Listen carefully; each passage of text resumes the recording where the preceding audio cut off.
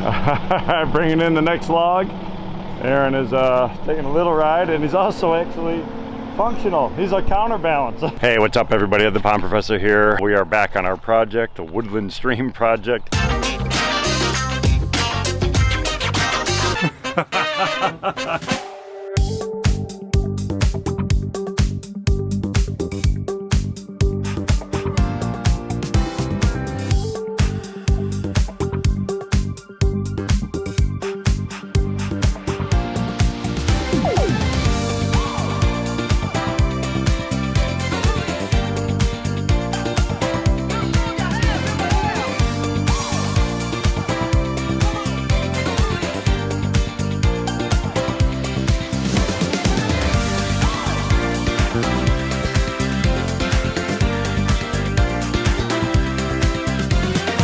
About halfway through. We did get hit pretty hard yesterday afternoon and evening with a bunch of rain that came in.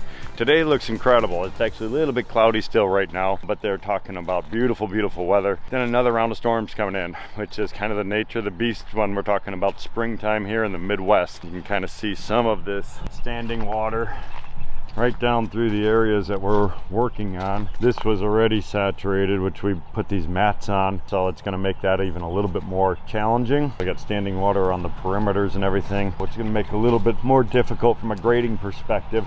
Thankfully, we grabbed a couple big tarps from the office to cover up some of our soil piles that we had, and the reason we did that, we wanted to focus on that. When you talk about a freshly excavated pile of soil, it is loose, it is open, it is fluffed up. When it gets wet, it turns into a pile of mush and you can't do anything with it. So that really slows things down. Thankfully, we grabbed that stuff from the shop, so that's gonna help us. We are making overall pretty good progress. I'm happy with everything. Today should be a really good day as we start making our way up that stream bed. You can see all these little spring wildflowers and all that stuff starting to pop up out here. Everything is looking incredible. I'm down to the final part of the excavation. April is guiding Jay just with that fine little stuff that's just right here in this bottom corner. You can see most of the material we have pulled out is just all clay. I am surprised we're not hitting groundwater, but I'm happy. We are moving soil, continue to stage it all the way in the back edge. We're also building up a little bit of a pile over here, which is going to be the start of our waterfall.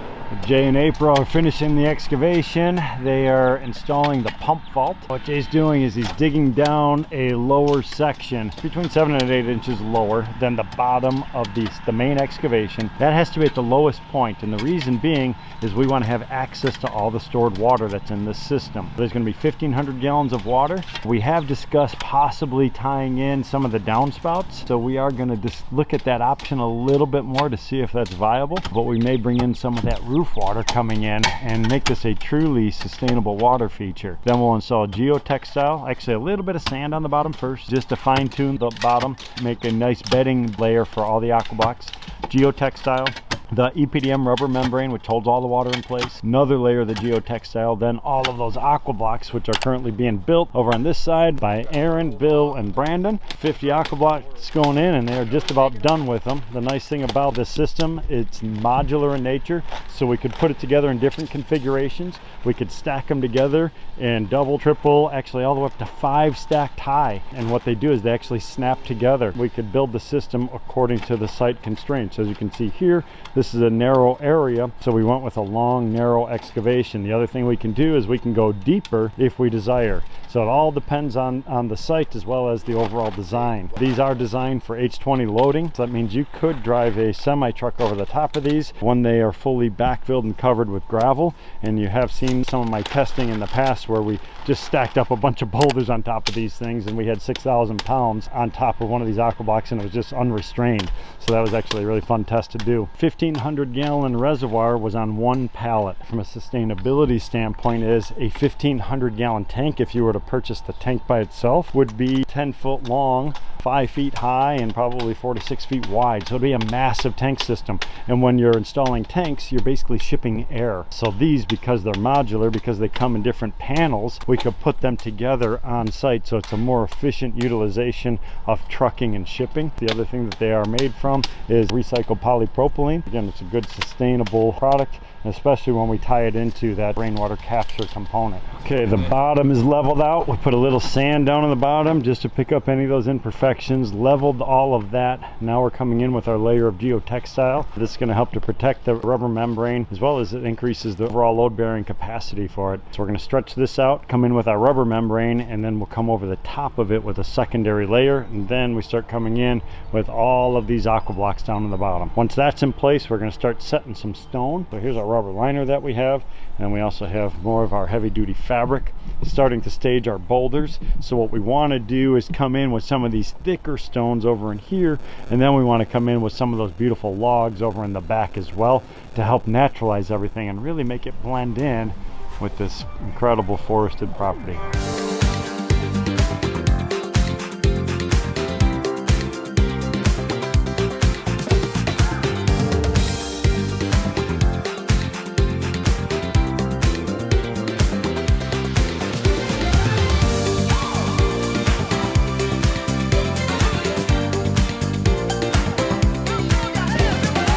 So what we're going to do is we're going to start excavating this next section of stream. We could seam it, and then what we're going to do is we're going to take Jay and the machine, we're going to go all the way back over here into the woods, pull out one of those downed trees. I think that would be a really nice addition to go inside of here. We just have to make sure that we have access to going through all this stuff before we cut ourselves off.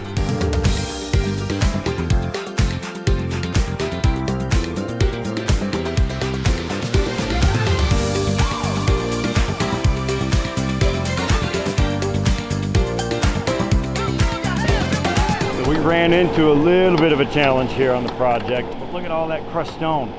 There was an old driveway going through here, unbeknownst to us, which we just found out that it was here. There was a home originally back in here somewhere, so they had a driveway that apparently has got a foot of crushed rock underneath it. We can't build on top of that, so what we're doing is we're pulling all that material out, and then we have a pile over here which we covered up because of rain of clean clay. So what we're doing is we're over digging everything a little bit. We're coming in with a couple inches of that cleaner soil over on the top of it to create a better bedding material for our membrane and everything. So we got challenges, but I mean, check out this. This is looking phenomenal. Backfilling all the stuff, pumps are in, dry creek bed is in, overflow. We got our piping starting to run. We got our bridge dropped in place.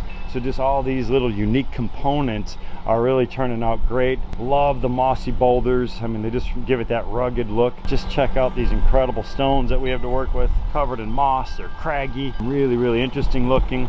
We put in this beautiful log in here, and we're gonna have a water stream kind of coursing through here, racing around this, and then twisting underneath that rock.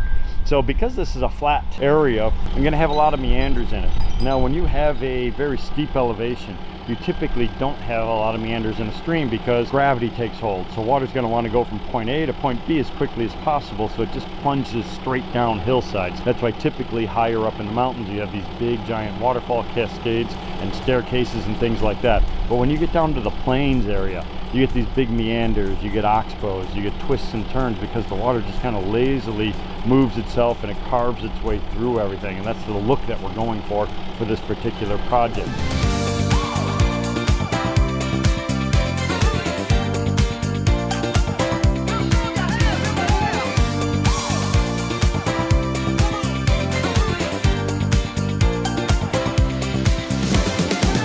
All right, perfect timing. Rain is picking up even more. Excavation is complete. Got it down to the right elevation, packed it in with some better clay on top of that. We got our geotextile and our rubber liner in place. We're gonna come over the top of this with another layer of that heavy geotextile, start dropping in some more of these big boulders.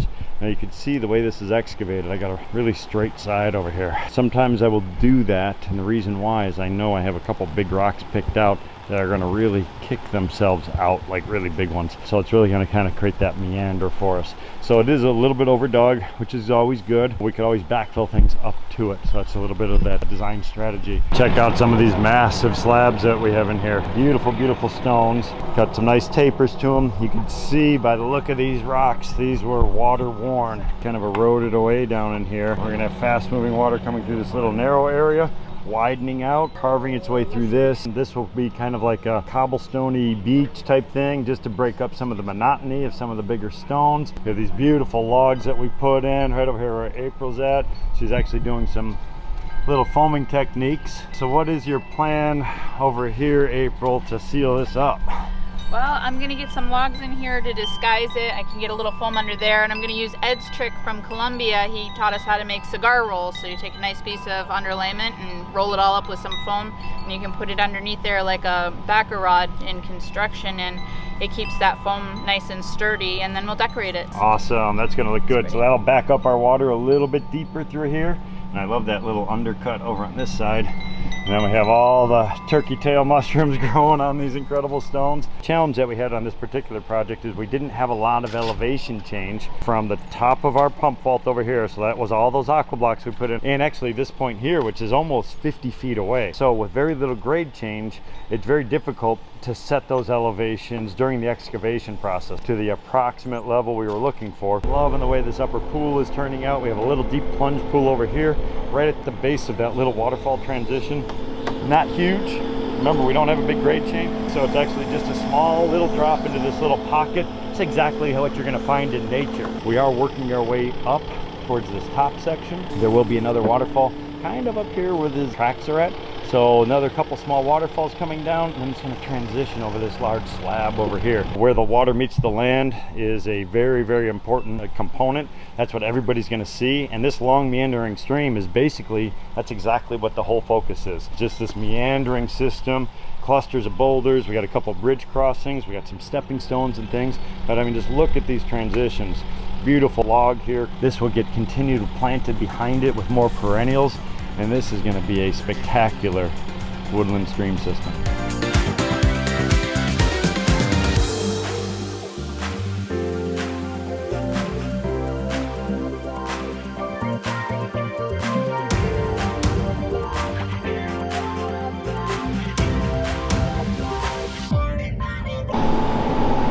All right, Aaron and I picked out this stump, what, 3-4 days ago, right? 3 or 4 days ago. Tuesday. All the way over in the back corner of the woods over here, way back over there somewhere. We have the other half of it. It actually broke off, but we're thinking of using this to start out our waterfall, at least to disguise some of it, maybe have some water coming off some of the corners of this. So it's a really, really unique piece. I mean, just check out the character on that. I think it's going to be the perfect addition to this woodland stream. Bringing in the next log.